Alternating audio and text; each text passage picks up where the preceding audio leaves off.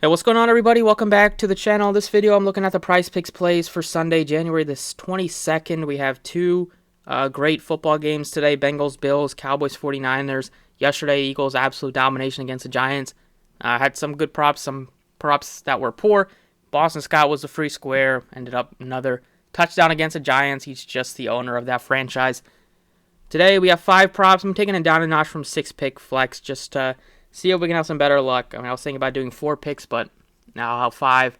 See if we can at least get 4 and 1. Today, let's get started. You can tell if you like the plays. If you don't like them, you can take the opposite side. That's the beauty of Prizepicks.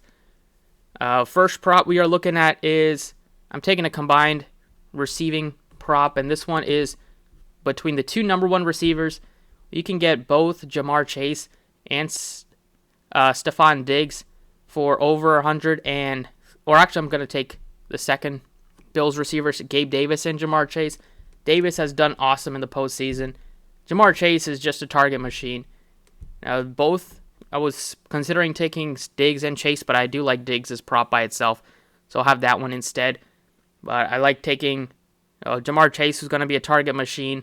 Expect this one to be high scoring. You have two powerful offenses. The Bengals score against anybody, even though it's a tough matchup against the Bills defense. Jamar Chase been a target machine, 12, 13, 12, 13, 15, 8, 11, 10, 12, going back to the beginning of October. Lots of touchdowns thrown in there. Almost every game he's over 80 yards. Some games he's over 100 yards. And then you look on the other side with Gabe Davis, a big play machine. Back-to-back games with 9+ targets for him against Miami's defense. Had some good grabs there, had a touchdown, 113 yards. You could see one of these two receivers just have a monster game by itself and clear this over. And taking them combined, I think, is a good strategy. Feel like it would be pretty rare if both of these receivers don't. If either one of these receivers doesn't have a great game, and the other one will probably just have to have a decent day or an average day for it to hit. So I like this one a lot. Second one we're looking at is receptions, and I'm taking Stephon Diggs at 6. On Sportsbooks, this number is already at 6.5, so you're getting a decent boost right here. Just getting it at 6, so if there is a possibility of a push, you're going to be good. Matchup is against the Bengals defense. Bengals have a worse defense by far than the Bills, but with the Bengals offense, so should be able to keep pace with them. The Bengals defense is better against the rush, against the pass. They're a little below average. And so, Allen and company, they like to throw it anyways. Diggs is going to get his targets. He's going to get some looks. Last couple of games, he's combined for 19 targets. And then they had some games where, against the Bears, only 2 grabs. But normally, he's averaging on the season about like 6.25 catches per game if you take out the game against Cincinnati where they only played a few minutes before that unfortunate injury. But typically he's going to be getting heavy amounts of targets, especially in a playoff game. Allen should be locked in on Diggs and should be locked in on Gabe Davis. And just one that, getting a decent boost from Sportsbooks props, getting it at 6 instead of 6.5. And Diggs typically shows out in the postseason as well. That's the second one we're looking at. The third prop is another receiving yards prop, and going back to Joe Mixon, taking his over 23.5. On some sports books, it's at 25.5 right now. He's been getting a good amount of just dump offs out of the backfield at times. Typically, he's getting 3+ targets per game.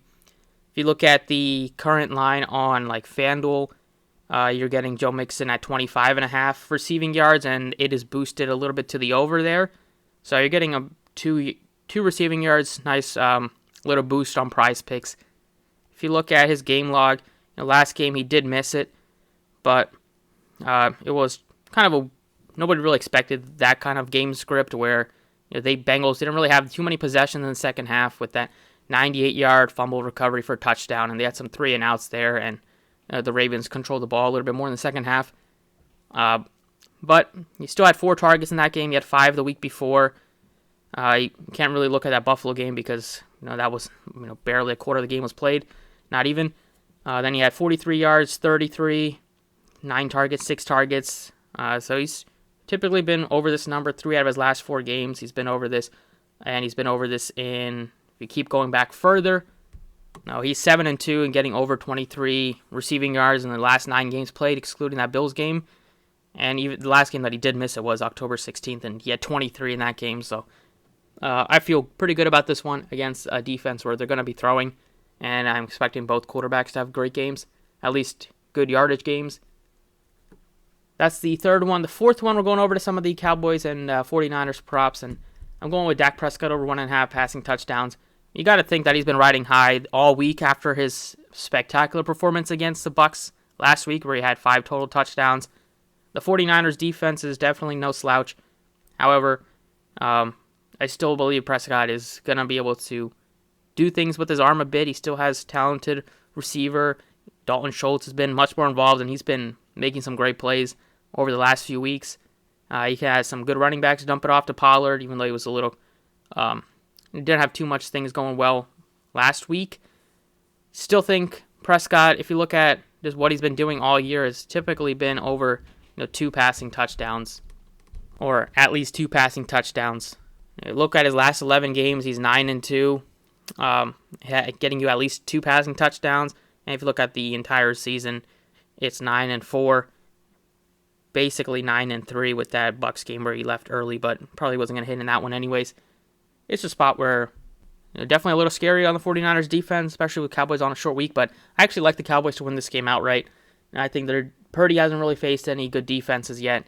Cowboys defense will be after him. If they make him uncomfortable early, Prescott and the Cowboys get off to a lead, and I think they'll be able to take it. So I'm taking Prescott over 1.5 passing touchdowns. And then completions, I'm taking Purdy under 20, basically 19.5. They rely on McCaffrey, rely on some dump-offs to kind of get the job done.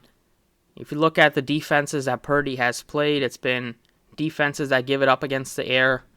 The Raiders are terrible against the air.